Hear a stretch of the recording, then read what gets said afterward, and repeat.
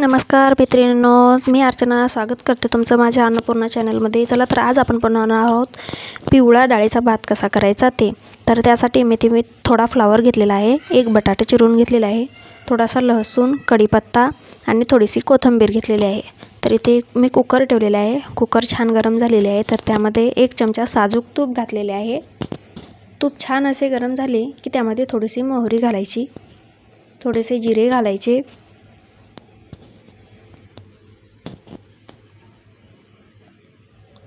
आणि थोडासा कढीपत्ता घालायचा। कढीपत्ता छान असा तडतडला की त्यामध्ये आपण जो बारीक कट करून घेतलेला लसूण होता तो घालायचा। लसूण लाल झाला की त्यामध्ये बटाटा आणि फ्लावर टाकून द्यायचा आणि त्याला छान असे परतून घ्यायचे तेलामध्ये।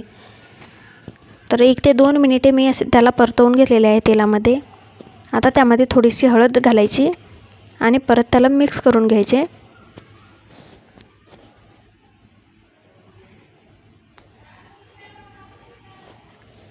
तर हळदही बटाटा आणि फ्लावरमध्ये छान असे मिक्स झालेले आहे। तर त्यामध्ये आता पाणी घालायचे।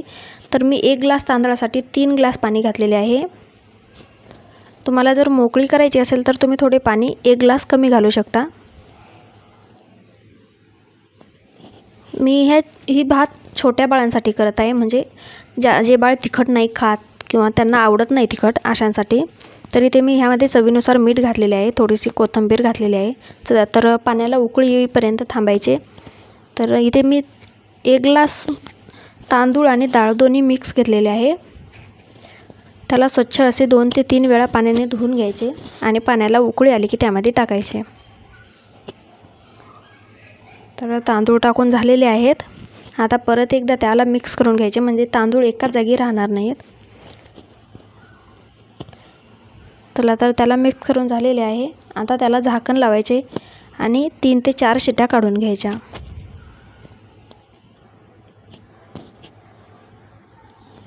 तर बघू शकता मी 3 ते 4 शिट्या काढून घेतलेल्या आहेत। कुकर गार होऊ द्यायचा, लगेच त्याचे झाकण नाही काढायचे आणि ज्यावेळेस थोडी वाफ राहील त्यावेळेस त्याची वाफ काढून झाकण काढायचे।